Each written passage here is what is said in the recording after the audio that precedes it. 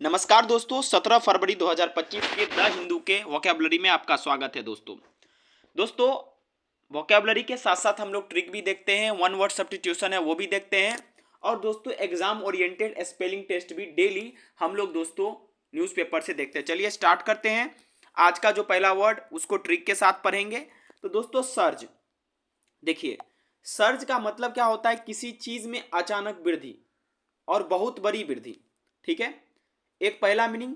दूसरा मीनिंग होता है कि अगर आपके अंदर में कोई इमोशन है, अगर वो उभर के आता, उसको कहते हैं सर्ज। आप हिंदी में समझिएगा, एक प्रकार का लहर। तो लहर बहुत जगह होता है, अंदर में भी लहर उठता है, इसके अलावा समुद्र में भी लहर होता है। तो आप इसका यूज पे समझ जाओ। उसके बाद दूसरा होता है उमरना। अगर कहीं पर बहुत ज्यादा भीड़ हो जाए तो उसको हम लोग कह सकते हैं भाई बहुत ज्यादा सर्ज हो रहा है। ठीक है, तो दोस्तों आप इसको याद कैसे रखिएगा? देखिए अर्ज, अर्ज के पहले एस लगा है। ठीक है, तो आप लोग अर्ज कब करते हैं? जब बहुत सारे सवाल आपके मन में उभरते हैं तब आप अर्ज करते हैं। तो यानी कि आप याद रखिएगा, उभरना, लहरना, या लहर आप कह सकते हैं, इंक्रीज सडनली होता है इमोशन का, तब हम लोग के अंदर सर्ज आता है। तो सर्ज का मतलब क्या होता है? लहर या उमरना। ठीक है, अब देखिए दोस्तों, अगर सिनोनिम्स की बात की जाए तो राइज, स्वेल भी हो सकता है, SWELN। ठीक है, देखिए स्वेलिंग वैसे होता है कि त्वचा का मतलब उसमें नमी आ जाना, लेकिन ये स्वेल का मतलब भी होता है दोस्तों क्या? उमरना या लहर। और जूम भी कह सकते हैं अगर अचानक कोई वृद्धि होता है, क्योंकि मैंने आपको दो मीनिंग बताया, आप दोनों में से जो समझ आपको आ रहा है वो याद कर लो।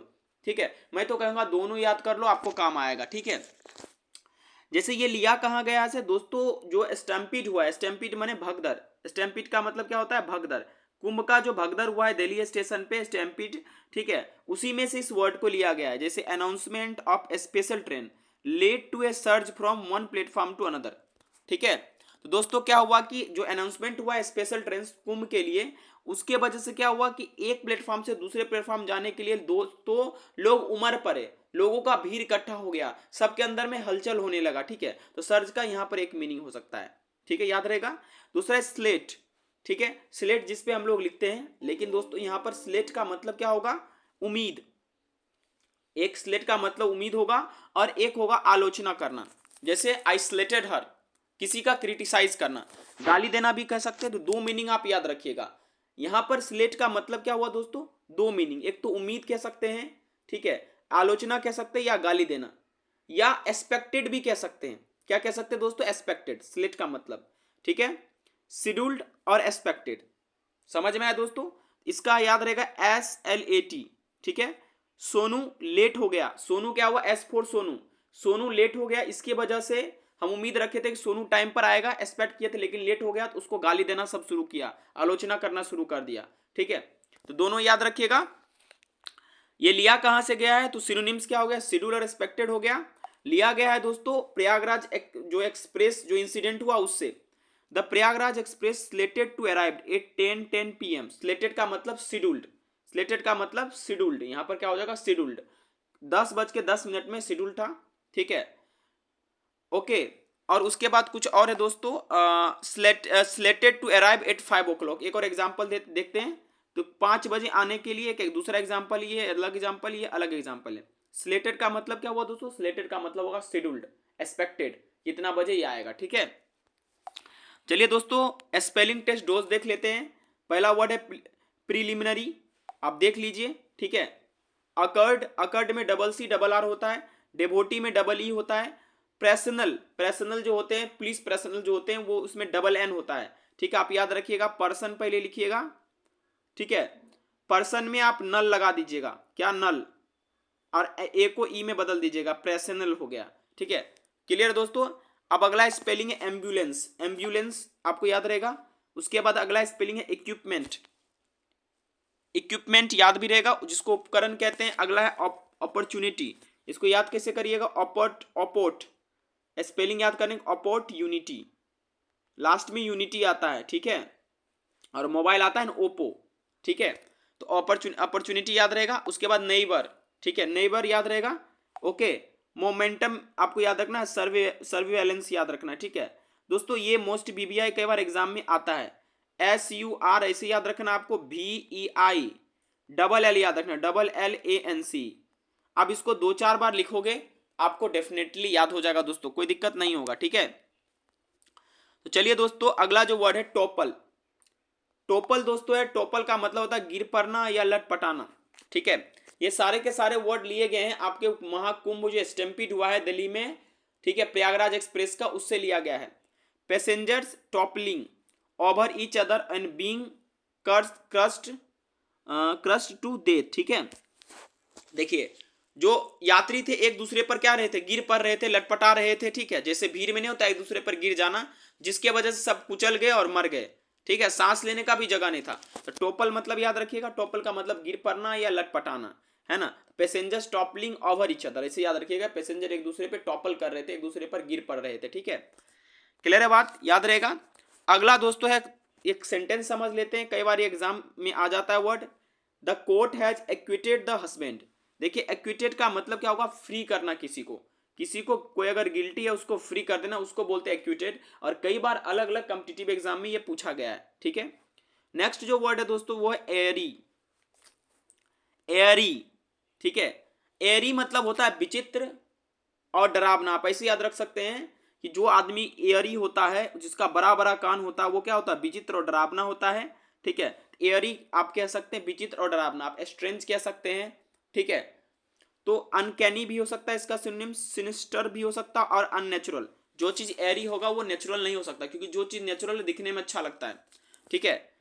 अब दोस्तों अब क्या होगा कि आप यहां एग्जाम्पल समझिए, an eerie silence gripped platform number 14। ये इंसिडेंट हुआ था प्लेटफॉर्म नंबर 14 पे, तो वहां पर क्या होगा, बड़ा विचित्र सा सन्नाटा छा गया, पकड़ लिया, बहुत बड़ा विचित्र सा सन्नाटा छा गया। ग्रीप का मतलब क्या होता है, वहां पर बंध गया, लग गया, आप यूं कह सकते हैं कि एक प्रकार का वहां पर जकड़ गया, एक बहुत ही विचित्र सा सन्नाटा वहां पर छा गया। कहां पर, प्लेटफॉर्म नंबर 14 पर, जो ये इंसिडेंट हुआ था, ठीक है। अगला वर्ड है एंटीसिपेट। एंटीसिपेट का मतलब होता है अपेक्षित। एंटी, एंटी आप याद रखिएगा, एंटी पेट, ठीक है। आपका पेट जब एंटी हो जाता है, पेट माने ये पेट, खाने वाला पेट, तो ये आपका प्रिडिक्शन करने लगता है, गुरगुराने लगता है कि अब ये होगा ये होगा। तो आप याद रखिएगा एंटीसिपेट का मतलब अपेक्षित हो सकता है, आप एक्सपेक्ट कर कह सकते हैं, प्रिडिक्ट कह सकते हैं, इसका सिनोनिम्स फोरटेल कह सकते हैं। और डीप में इसको समझिएगा तो टू इमेजिन और expect that something will happen. आप जब एंटीसिपेट कुछ करते हैं तो आप समझते हैं कि कुछ चीज की कल्पना करते हैं और सोचते हैं कि कोई ऐसा चीज होने वाला है, ठीक है। याद रहेगा दोस्तों। देखिए अगला जो वर्ड है रेमिनिसेंट है, ठीक है। देखिए रेमिनिसेंट का जो है आप ऐसे याद रखिए, अगर रेमिनी नाम का एक आप ऐप आता है, ठीक है, उसमें काफी सेंट होता है, तो वो सेंट अब हम नहीं ले पा रहे। इसका मतलब हम जो है रेमिनिसेंट का मतलब आप समझिएगा कि एक तुमको पार्टिकुलर पर्सन या इवेंट या थिंग को याद बार बार करवाता, उसी को बोलते हैं रेमिनिसेंट, जैसे रेमिनिसेंट स्टोरीज, ठीक है। क्लियर है बात, समझ में आए कि नहीं है। तो अब देखिए रेमिनिसेंट याद रहेगा, रेमिनी नाम का ऐप है, उसमें काफी सारा सेंट था, अब वो ऐप बंद हो चुका है, ठीक है। अब मुझे वो बार बार उसकी यादें आ रही है, मेरे दिमाग में चल रहा है, रिमेंबर कर रहे हैं उस पार्टिकुलर ऐप को या वो पार्टिकुलर इवेंट को। आप ये याद रखिए, याद रखने के लिए वर्ड है रेमिनिसेंट का मतलब होता है making you remember a particular person, event और थिंग, है ना, याद रहेगा। सिनोनिम सजेस्टिव, इवोकेटिव हो सकता है, इमोशनल हो सकता है, टचिंग। आप कह सकते हैं this is a reminiscent performance, this is a emotional performance. देखिए एक वर्ड का ना बहुत सारा मीनिंग होता है मेरे मित्र, ठीक है, सब नहीं बता सकते हम, तो आपको कुछ कुछ पार्टिकुलर वर्ड आपको बताया जा रहा है, ठीक है। और मैं बता दे रहा हूं ये 7 नंबर वर्ड कई बार कॉम्पिटिटिव एग्जाम में पूछा गया था, आप इसको याद कर लीजिएगा। देखिए एम्बिग्युअस है, एम्बिग्युअस का मतलब क्या हुआ, देखिए एमबी आप याद रखिएगा, एमबी माने बोथ होता है, ठीक है। गुअस, ठीक है। देखो अब देखो, अब क्या सुनो, मैं आपको इसका मतलब ट्रिक बताता हूं, ठीक है। देखो अब एमबी को, एमबी ऐसे याद रखना, ठीक है। एमबी नाम के लड़की को अगर तुम गुआ पे लेके जाओगे, गुआ क्या होता है, जहां पर गोबर इकट्ठा किया जाता है उसको गुआ कहा जाता है, तो उसका ब्रेन काम नहीं करेगा, वो बोलने का ए बोलेगी बी, उसको इतना कहेगी बाप रे बाप हमको कहां पर ये गोबर पे लाके रख दिया, ठीक है। तो एमबी नाम की लड़की को कहां पे लेके जाना है, गोवा पर। जब वो गोवा पर जाती है उसको जो याद है सब भूल जाती है, कुछ अनाप शनाप बकने लगती है, उसका एक मतलब पूछा जाता है कुछ चीज और जवाब बहुत सारे चीज देती है लेकर, ठीक है। तो एम्बिगुअस का मतलब क्या होता है दोस्तों, अस्पष्ट। एमबी को गोवा पे ले जाने के बाद उसको क्लियर नहीं हो पा रहा है कि क्या बोलना है, एक की जगह दो बोल रही है, दो की जगह सात बोल रही है, ठीक है। तो दोस्तों क्या हो सकता है इसका, अस्पष्ट, अनेकार्थ, ठीक है। और डीप में समझिएगा तो having more than one possible meaning, एक से ज्यादा मीनिंग, ठीक है। तो जब एक से ज्यादा मीनिंग किसी चीज का आता है तो वो स्पष्ट नहीं हो पाता, अनक्लियर रहता है। तो आप सिनोनिम्स कह सकते हैं कि वोकल, एम्बिवेलेंट और आर्ग्यूएबल, ठीक है। और एग्जाम में अगर आए तो आप इसका डायरेक्ट अनक्लियर लिख दीजिएगा, सिनोनिम्स में वही पूछा जाता है, ठीक है। जैसे एग्जाम्पल्स में समझिए, कह सकते हैं एम्बिगुअस वर्ड माने अस्पष्ट शब्द, ठीक है।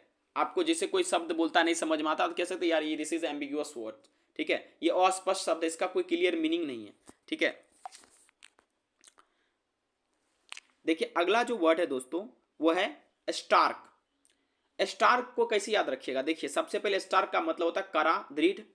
ये अगर एडजेक्टिव की तरह यूज किया जाए या फीका कह सकते हैं, ठीक है। टेस्ट किसी चीज का स्टार्क है, लेकिन फीका ये टेस्ट में बहुत कम ये इस्तेमाल किया जाता है वर्ड, ठीक है। एडवर्ब में सरासर या पूरा कह सकते हैं, जब एडवर्ब की तरह यूज किया जाए तो इसका मीनिंग होता है सरासर या पूरा। अब इसको याद कैसे रखिएगा, ठीक है।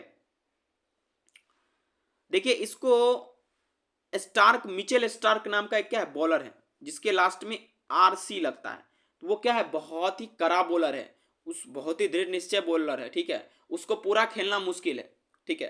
तो आप स्टार्क को ऐसे याद रखिएगा सी के जगह के कि भाई स्टार्क बहुत कड़ा बॉलर है, दृढ़ निश्चय बॉलर है, ठीक है। बहुत ही स्ट्रिंजेंट बॉलर है, एकदम प्योर बॉलर है, लेफ्ट आर्म, ठीक है। तो आपको याद रहेगा स्टार्क का मतलब क्या हुआ, कड़ा, दृढ़ निश्चय, फीका कह सकते हैं, सरासर या पूरा कह सकते हैं, जो आपको याद रखना है इसमें याद कर लीजिए, ट्रिक भी मैंने दे दिया। टेनेसियस हो सकता है, टेनेसियस, ओके। फार्म, हार्श और एस्ट्रिंजेंट, एस्ट्रिंजेंट का मतलब भी होता है हार्ड, ठीक है, और प्योर। जैसे एक एग्जांपल समझिए, this stark reality should serve as a wakeup call for lawmakers. Stark reality का मतलब क्या हुआ कि यानी हार्श रियलिटी, बहुत ही कड़ा, ये जो वास्तविकता है ये किसको जगाने के लिए बहुत काफी है, तो जो लॉ मेकर्स है, जो नियम बनाते हैं उसको। स्टार्क रियलिटी का मतलब हुआ कड़ा, हार्श रियलिटी, ठीक है। समझ में आया, एक दृढ़, एक कड़ा प्रकार का क्या चीज, वास्तविकता। अगला जो वर्ड है दोस्तों आउस्ट, क्या है आउस्ट। आउस्ट का मतलब हुआ किसी को बाहर फेंक देना पोजीशन से, जैसे कि आपने देखा होगा शेख हसीना को बांग्लादेश से आउस्ट कर दिया गया, उसको बाहर फेंक दिया गया, ड्राइव आउट कर दिया गया उसके पोजीशन से। तो हो सकता है ड्राइव आउट, इजेक्ट, टॉपल और बूट आउट, इसका सिनोनिम्स हो सकता है, ठीक है। थोड़ा फास्ट इसलिए है दोस्तों क्योंकि आपका कम समय में ज्यादा हम कवर करना चाहते हैं।